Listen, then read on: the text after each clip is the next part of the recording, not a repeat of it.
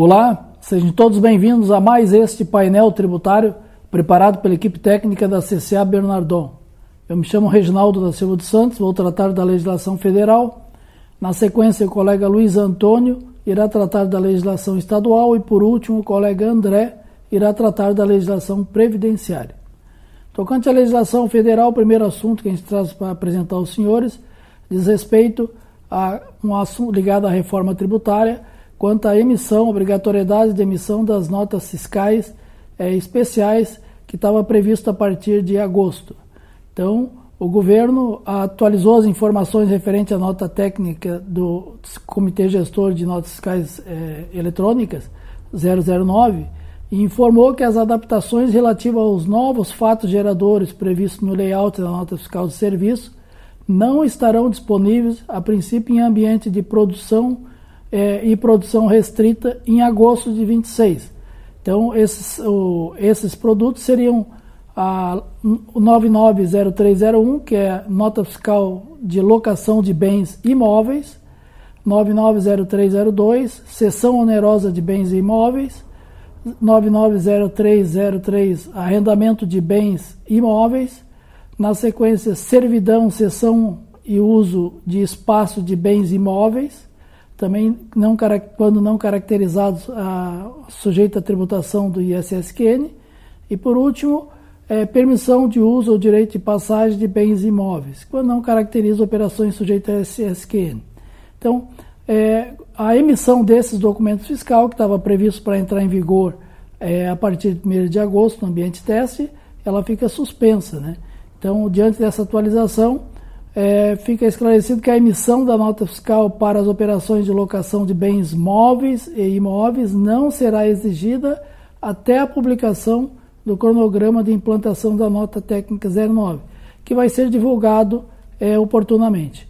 Então, essa previsão de emissão desses documentos de forma obrigatória estava previsto já para a partir de 1º de agosto, mas em função dessas questões técnicas, o governo suspendeu a obrigatoriedade. Então, tão logo esteja disponível no sistema, o governo irá fixar uma nova data para início de forma obrigatória da emissão desses documentos fiscais, que fazem parte da reforma tributária, né?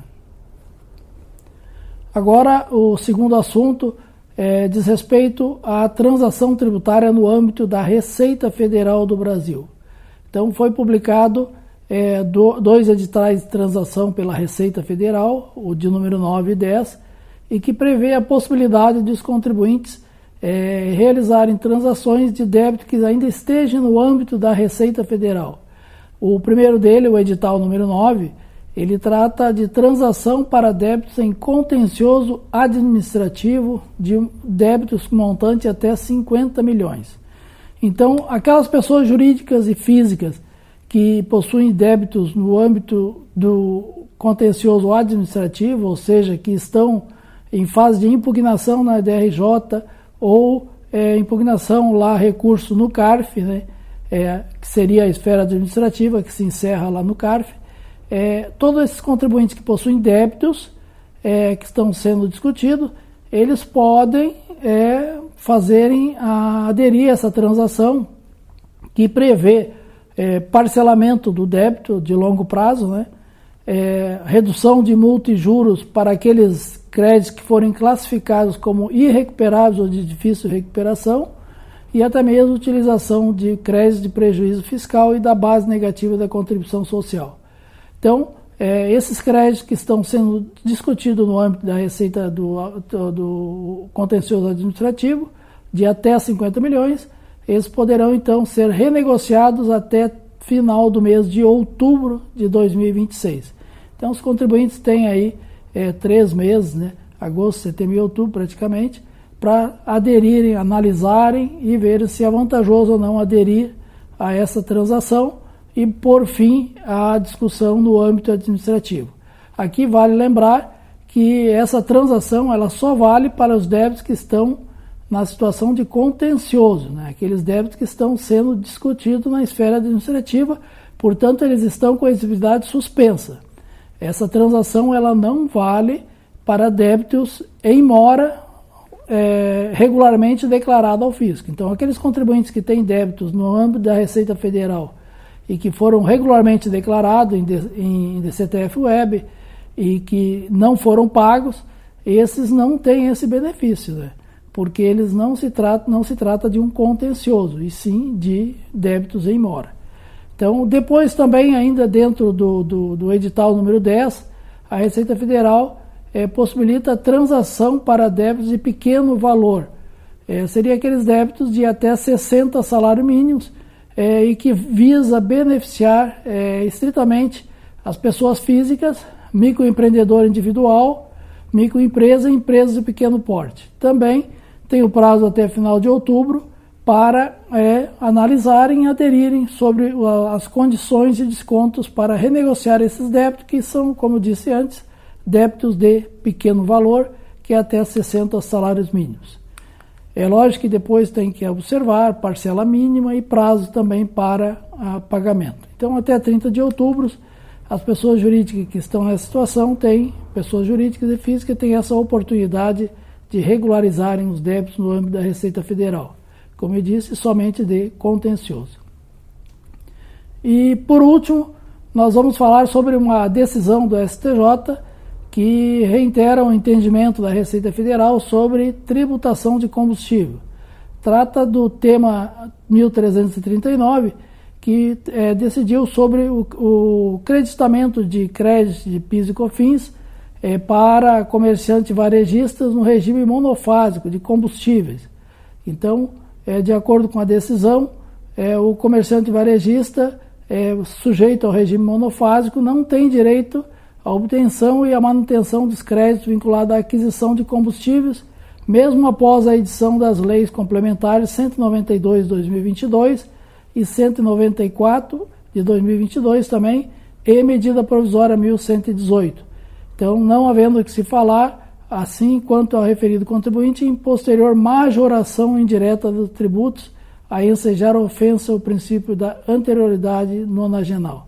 Então, aqui o STJ decidiu que não assiste razão aos contribuintes, em função dessas medidas provisórias e da lei complementar, o direito a tomar crédito questionando a questão da anterioridade nonagenal.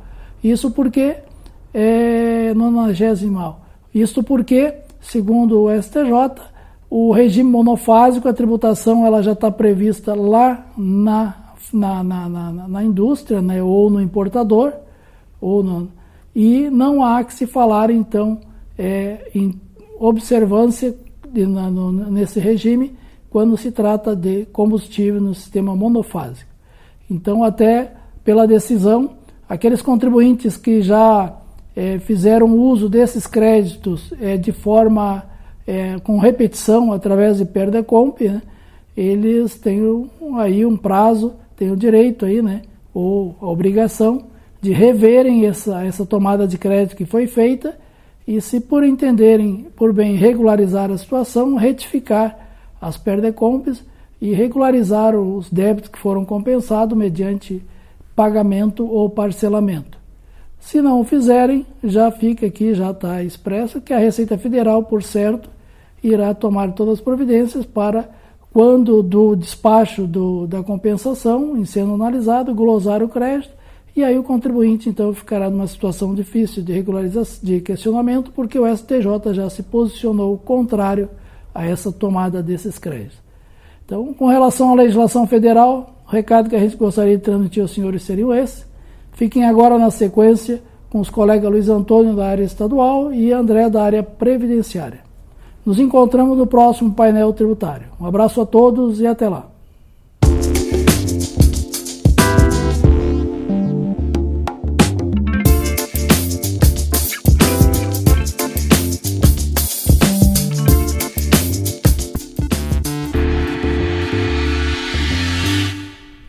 Bom dia a todos.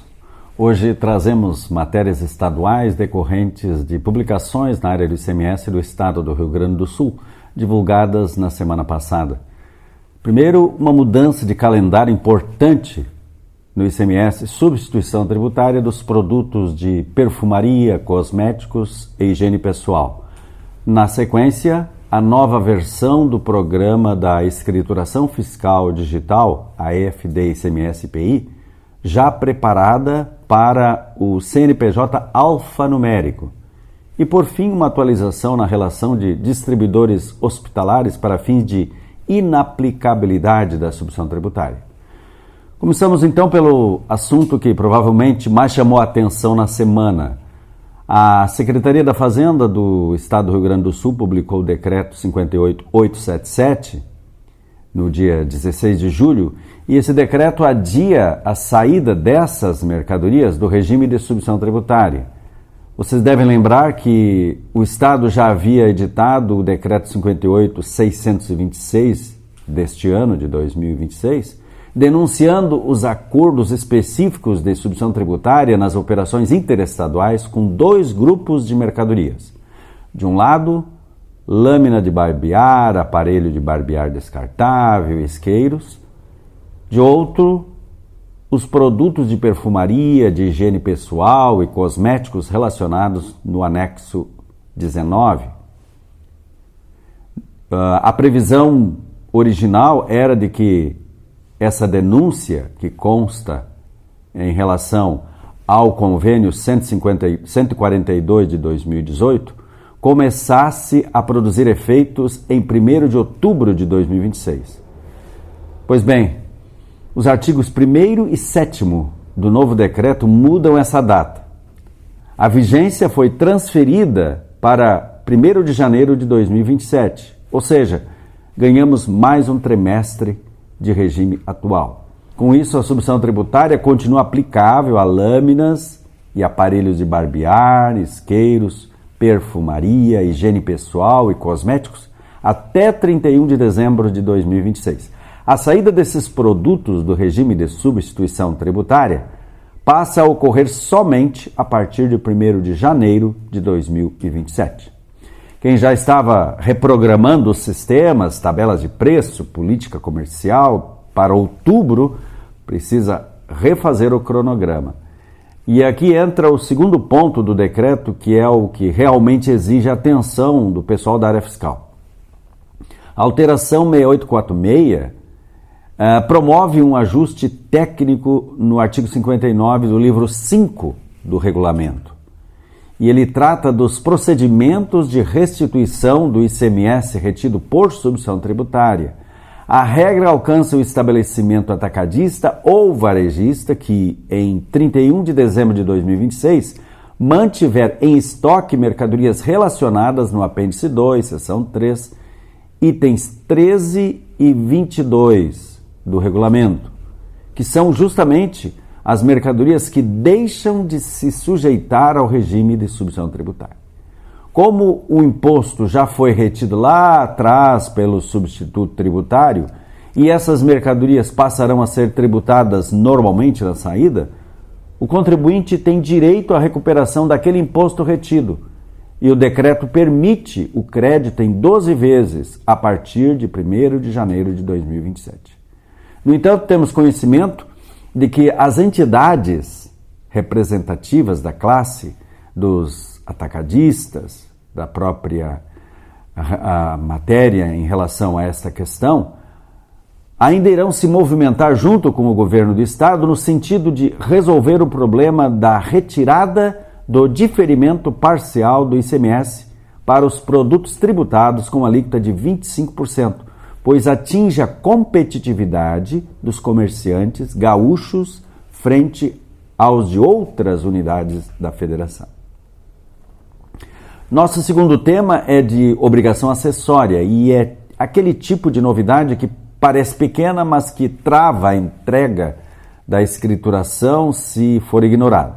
Em 15 de julho, o portal do SPED Fiscal divulgou na área de comunicados a atualização da versão 6.1.0 do PVA, que é o Programa Validador da Escrituração Fiscal Digital ICMS-PI, o Programa Validador e Assinador da Escrituração Fiscal Digital.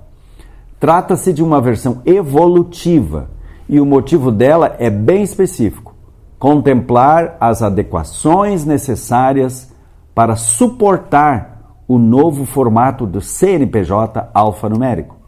Como todos sabem, o CNPJ deixa de ser exclusivamente numérico e todos os sistemas que recebem, validam, transmitem esse identificador precisam estar ajustados. O PVA da EFD é um deles. Fechamos a pauta de hoje com mais uma alteração na Instrução Normativa 45 de 98, divulgada pela Secretaria da Fazenda do Estado do Rio Grande do Sul. Estamos falando da Instrução 57, publicada no Diário Oficial do dia 13 de julho. O que ela faz é alterar a relação de distribuidores hospitalares para fins de inaplicabilidade da distribuição tributária nos termos previstos no livro 3 do regulamento do ICMS. Lembrando a lógica dessa regra para que aquele que está chegando agora, nas operações com medicamentos e demais produtos farmacêuticos destinados a distribuidores hospitalares expressamente relacionados pela Receita Estadual, a distribuição tributária não se aplica. Com a mercadoria segue para consumo em ambiente hospitalar e não para revenda no varejo tradicional, a antecipação do imposto perde sentido econômico. Então essas foram as principais atualizações tributárias estaduais dos últimos dias. Para outras informações importantes, inclusive na área federal e previdenciária, acesse o boletim informativo divulgado ontem no site da CCA Bernardon, www.cca.com.br. Você também pode acessar calendários de obrigações, circulares e notícias da área tributária. Fiquem agora com o colega André, que comentará as alterações na legislação previdenciária. Agradecemos a audiência e desejamos a todos um bom dia e uma ótima semana. Até o próximo painel tributário da CCA Bernardon.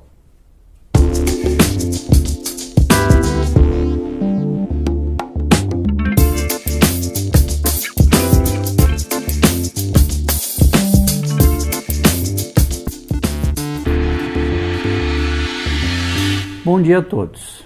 Informamos que foi prorrogado o prazo para cadastramento do sistema do Programa de Alimentação do Trabalhador, que estava previsto para se encerrar nesse sábado, dia 25 de julho. Segundo notícia divulgada no portal gov.br, a nova data limite para as inscrições será divulgada em breve e observará o prazo mínimo de 30 dias contados a partir da publicação oficial da prorrogação. O cadastro no pátio continua obrigatório para as seguintes categorias: empresas beneficiárias, que são os empregadores, empresas fornecedoras de alimentação coletiva e empresas facilitadoras. Os nutricionistas que atuam no âmbito do PAT também devem realizar o cadastramento no sistema. Após o encerramento do período de inscrições no novo PAT, o sistema atual do Programa de Alimentação ao Trabalhador será desativado. Anotem aí, o cadastro no PAT deverá ser realizado por meio do sistema disponível em novopat.trabalho.gov.br. Além dessa informação quanto à prorrogação do prazo de cadastramento do novo PAT, gostaria de trazer para vocês um alerta importante, notadamente aquelas empresas que apresentam em seu LTCAT, ou seja, no laudo técnico das condições ambientais do trabalho, e ou em seu PGR, Programa de Gerenciamento de Riscos, indicadores de agentes nocivos acima dos limites de tolerância estabelecidos pelo INSS e que, portanto, garantem o direito à aposentadoria especial dos trabalhadores. Nesses casos, o empregador ficará obrigado a recolher a contribuição adicional do RAT, Riscos Ambientais do Trabalho, para justamente custear a aposentadoria especial desses trabalhadores. Mas André, como sei se a minha empresa está em conformidade? Para verificar, recomendo que confronte as informações apresentadas no LTCAT com os registros do evento S2240 do E-Social, pois os lançamentos realizados no E-Social precisam refletir a realidade apresentada nos levantamentos dos riscos apurados pelos profissionais da área de segurança do trabalho. Por fim, um alerta importante. Muita atenção em relação ao agente nocivo ruído, pois desde que o Supremo Tribunal Federal fixou a tese de que, na hipótese de exposição do trabalhador a ruído acima do limite legal de tolerância, que é de 85 decibéis, a declaração do empregador no perfil profissiográfico previdenciário sobre a eficácia do EPI não descaracteriza o tempo de serviço em condições especiais para fins de aposentadoria. Isso tem levado muitos trabalhadores a buscarem seus direitos na justiça, e quando esse direito é garantido, a Receita Federal tem buscado recuperar esse gasto complementar da Previdência Social através de autuações, visando a cobrança retroativa dessa contribuição previdenciária adicional do RAT. A prevenção é a melhor recomendação. Então procurem verificar com os responsáveis pela área de segurança do trabalho da sua empresa a possibilidade de implementarem ações que possam impactar positivamente na redução dos níveis de ruído, de forma que, na medida do possível, permaneçam dentro do limite de tolerância de 85 decibéis. Com essas informações, chegamos ao final do encontro de hoje. A equipe da CCA Bernardon deseja a todos uma ótima semana.